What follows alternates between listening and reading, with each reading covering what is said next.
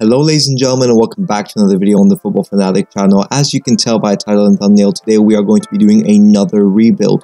Obviously we did this previously for Arsenal, and let's just say they've rebuilt fairly well this season, currently topping the Premier League table. You can't get better than that.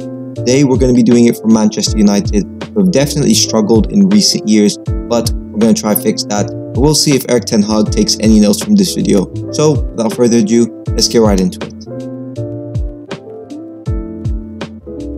In a club drowning in disaster, where do we start? We need to talk about the family who have bought Manchester United so many years ago, the owners of the club, the Glazer family. Obviously, the feud between the fans and the owners has grown to a new level that we've never seen before recently, and this is due to their horrendous business in the financial aspect. Since 2020, Manchester United are in a £500 million debt, and this is obviously because of their overpaying in wages, they're overpaying in transfer fees, their horrendous business with outgoing deals, as well as just a lot of financial aspects throughout and surrounding the club.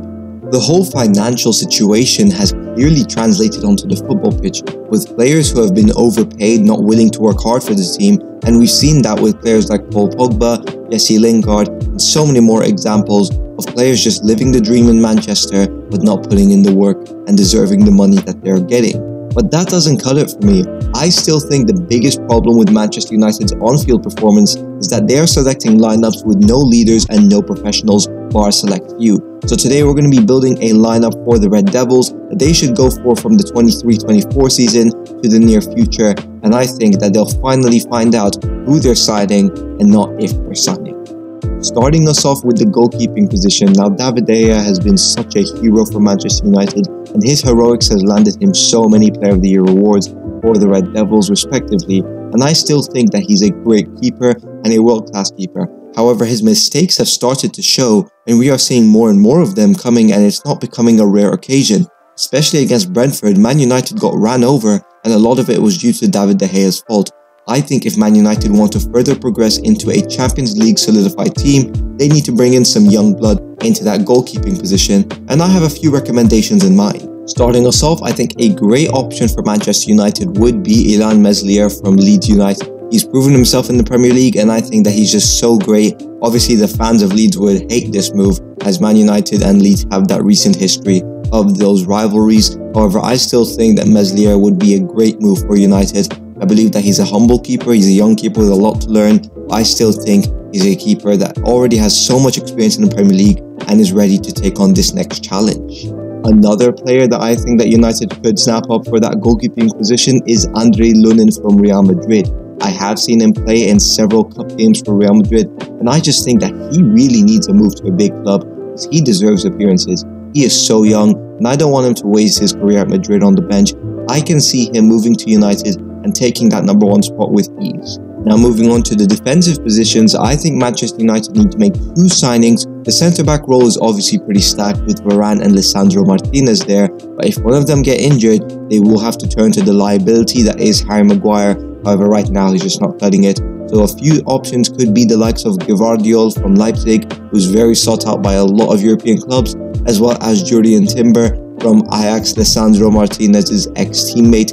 So I think a lot of options are there for a young centre-back to come in and bring depth and competition. Now, Manchester United currently attain Diogo Dalot and Wan-Bissaka. I think these two contrast each other a lot because, unfortunately, Dalot is a great fullback going forward.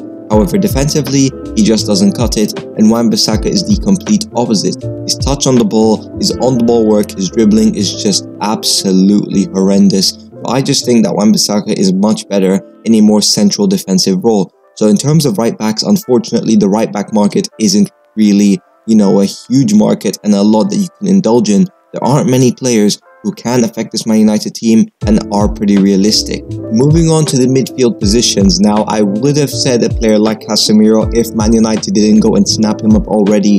What a signing this is on the paper and the player aspect.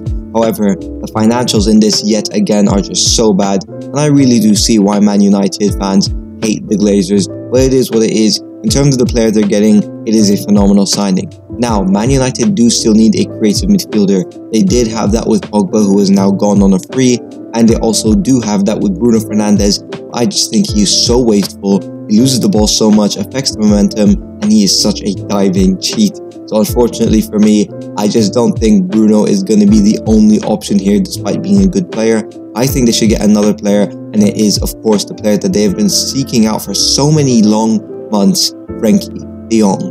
Man United need this man, and they need him fast. If they don't finalize his deal by the end of either next summer or this January, another club definitely will, because de Jong is such a top quality player. And I guess that if there are other options that they could get, they could obviously seek out for a player like Nicolo Barella, who is still such a great young midfielder as well. And finally, we embark on the attacking positions now. Of course, they do have one of the greatest players of all times, Cristiano Ronaldo, in that side. He has struggled to make it into the team recently, and it is very sad to see. But still, in my eyes, this guy brings you 18 goals last season at 37 years old. It's remarkable, and there is no other player in that squad right now that is going to bring those numbers again. I think Man United should keep Ronaldo for at least this year and next season as well, because we just need to get the most out of him, because his years are coming up to the end, and I just think that there's still a lot of talent and incredible output within that man, and we've seen it time and time again last season. However, there needs to be a long-term replacement, and for me, that man is Harry Kane. Of course, this would be an incredibly massive signing, but this for me is very realistic. Kane is looking to win trophies, and it seems that at Tottenham, it's never going to happen. But with Man United building for the future and so many young players coming up, I think they will be a force in the next 2 years, and Kane leading the line would give them a massive chance at it. So I think Harry Kane would be perfect for the striker role.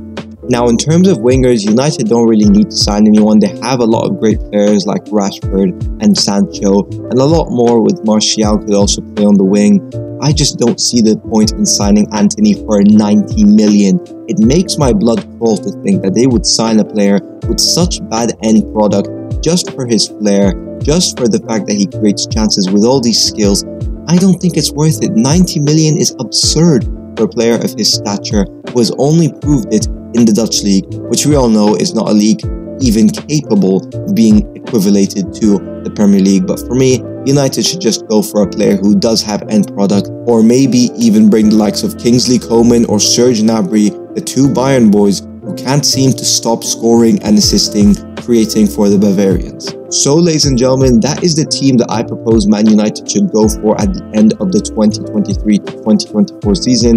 Let me know what you guys think about this, and let me know if there are any signings you agree with or disagree with. And if you do disagree, who should Man United sign instead? Thank you guys so much for watching. Make sure to like and subscribe, and make sure to check out my Spotify podcast. It'll be in the link in the description, and I'll see you in the next one.